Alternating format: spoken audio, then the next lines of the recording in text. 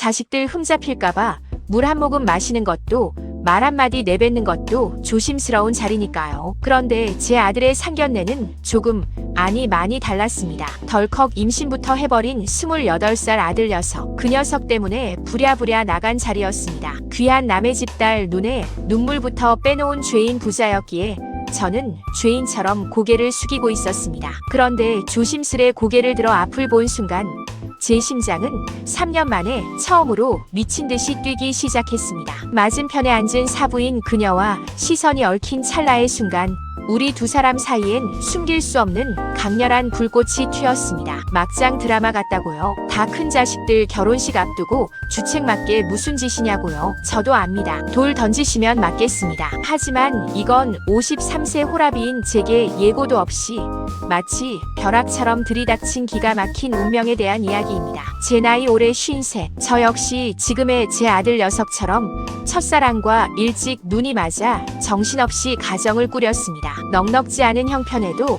평생 제 옆에서 지저귀는 새처럼 밝고 사랑스러웠던 아내. 그랬던 아내가 3년 전 빗길 교통사고로 하루아침에 세상을 떠났을 때 제 세상도 그날 함께 무너져 내렸습니다. 그 후론 그저 숨만 쉬며 살았습니다. 퇴근하고 돌아오면 불 꺼진 거실에 멍하니 앉아 소주를 까는 게 유일한 일과였죠. 그렇게 시름에 젖어 호라비 냄새를 풍기며 살던 어느 날이었습니다. 고등학교 동창이랑 눈이 맞아 몇 년째 연애 중이던 28살 아들 녀석이 퇴근한 제 앞에 다짜고짜 무릎을 꿇더군요. 아버지 저 아빠 됩니다. 지연이 임신했어요. 저 지연이 무조건 책임질 겁니다. 허락해 주십시오. 망치로 머리를 한 대 얻어맞은 기분이었습니다. 하지만 동시에 아내가 떠난 뒤 처음으로 멍했던 정신이 번쩍 들더군요. 아비로서 홀로 남은 아들 녀석의 가장 무거운 짐을 함께 나눠져야 했으니까요. 이놈아. 귀한 집 딸내미를 덜컥. 알았다. 늦기 전에 빨리 식장부터 알아보고 사돈댁에 인사드릴 준비해라. 저는 3년 묵은 우울함을 억지로 털어내고 서둘러 상견례 자리를 알아보기 시작했습니다. 아들에게 며느리 쪽 상황을 들어보니 가슴이 더 무거워졌습니다. 사돈 어른은 10여 년 전 지병으로 일찍 돌아가시고 사부인 혼자 작은 옷가게를 하며 외동딸을 금지옥엽 키워왔다고 하더군요. 홀어머니의 호라비.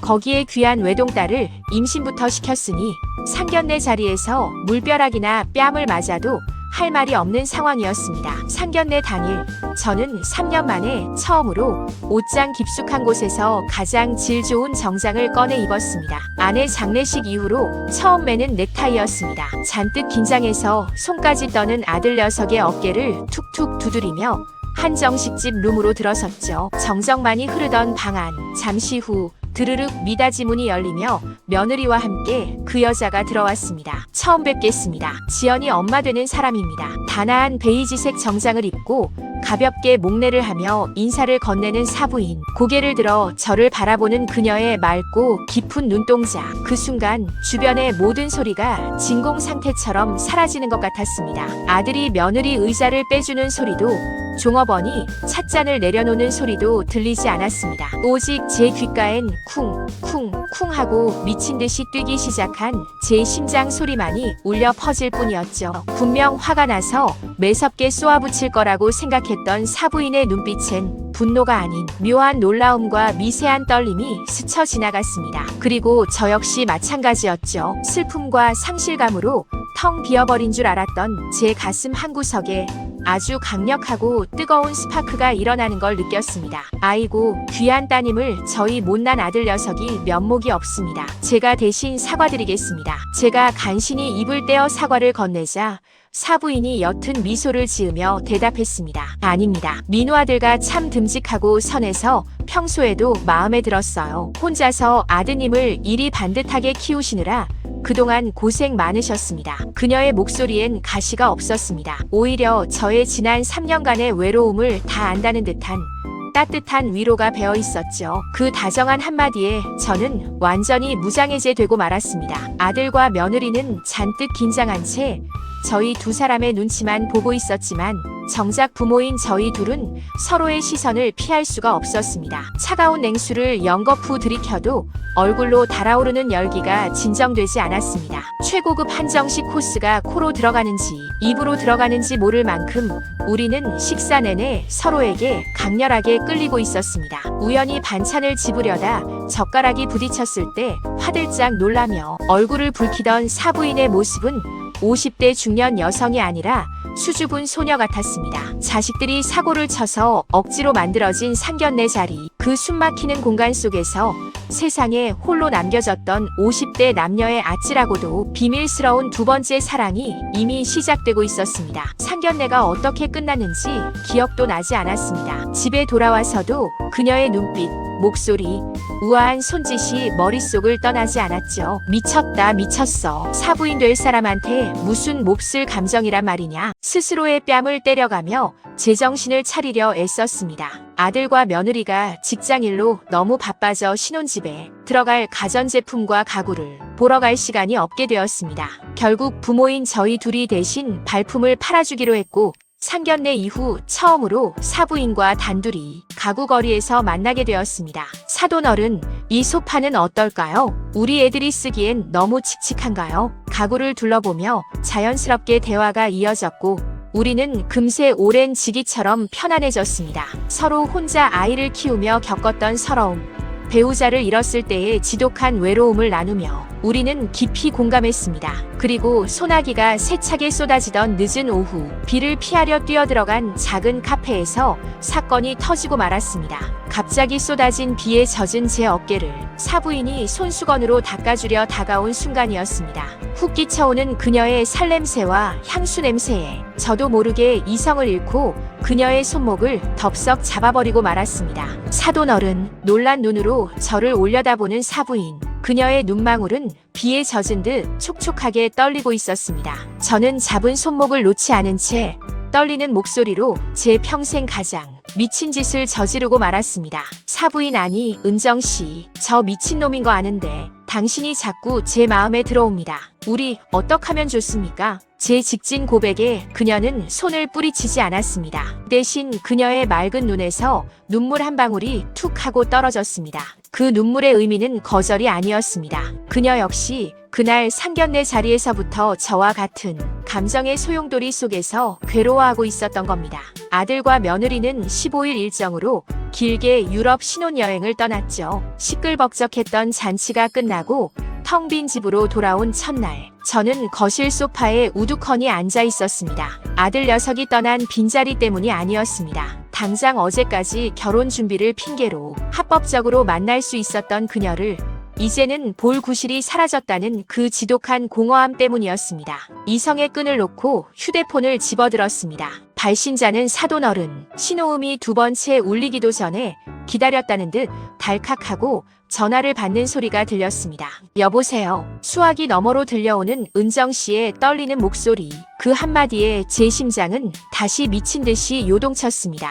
은정씨, 늦은 시간에 미안합니다. 그런데 내가 지금 당신 안 보면 미쳐버릴 것 같아서요. 지금 집 앞입니다. 나와줄 수 있습니까? 앞뒤 재지 않고 질러버린 제 미친 고백에 수화기 너머에선 짧은 숨소리만 들려왔습니다. 그리고 5분 뒤 얇은 가디건을 걸친 채 숨을 헐떡이며 빌라 입구로 뛰어나오는 그녀의 모습이 보였습니다. 우리는 서로의 얼굴을 보자마자 마치 무엇에 단단히 홀린 사람들처럼 아무 말 없이 택시에 올라탔습니다. 우리가 도착한 곳은 동네에서 멀리 떨어진 인적이 드문 조용한 룸 술집이었습니다. 어두운 조명 아래 마주 앉은 우리는 말없이 소주잔을 비웠습니다. 세 잔째 술이 목구멍을 타고 넘어갔을 때 참지 못하고 제가 먼저 테이블 위로 손을 뻗어 그녀의 두 손을 꽉 쥐었습니다. 사돈이라는 그 빌어먹을 호칭. 우리 둘이 있을 땐 부르지 맙시다. 은정씨, 나흘 동안 당신 생각에 피가 마르는 줄 알았습니다. 제 뜨거운 시선에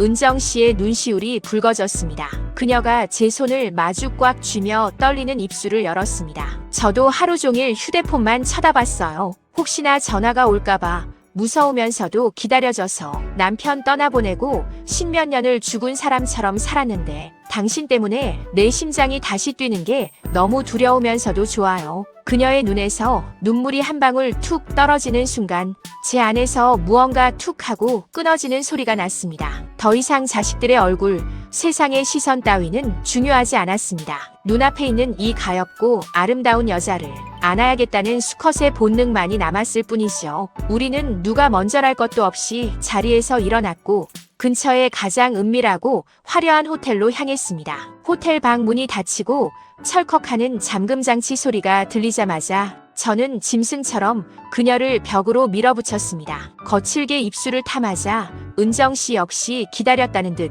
제 목에 팔을 감고 까치발을 들며 뜨겁게 호응해왔습니다. 서로의 옷가지가 바닥으로 어지럽게 흩어졌습니다. 50대의 나이 홀로 외롭게 늙어갈 일만 남았다고 생각했던 두 남녀의 몸이 침대 위에서 뜨겁게 뒤엉켰습니다. 그것은 젊은 시절의 풋풋한 사랑과는 차원이 달랐습니다. 지난 수년간 켜켜이 쌓여있던 외로움과 욕망, 그리고 사돈지간이라는 금기가 주는 배덕감이 뒤섞여 우리의 이성을 완전히 마비시켰습니다.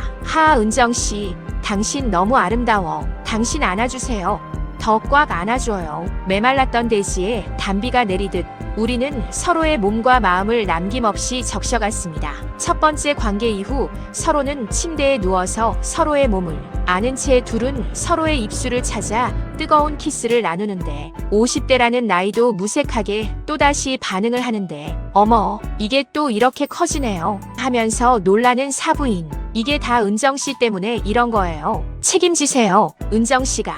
그 말을 들은 은정씨는 살짝 홍조를 띤 얼굴로 어떻게 책임을 지면 되냐면서 서서히 아래로 얼굴을 내리면서 손으로 그이의 중심을 잡고 입술로 가져가며 뜨거워진 불덩이를 입으로 은정씨 그만 나올 것 같아요. 은정은 못 들은 척 더욱더 몰입을 하며 그의 모든 것을 받아주며 휴지로 내뱉으며 하는 말. 이제 됐죠? 책임지라면서요. 그런 은정이 마냥 사랑스러운 눈으로 바라보며 두 사람은 잠에 빠져든다. 아침 해가 밝아오고 제 품에 안겨 곤히 잠든 은정씨의 맨어깨를 쓰다듬으며 저는 생각했습니다. 이제 두 번 다시는 예전에 그 건조했던 삶으로 돌아갈 수 없다는 것을요.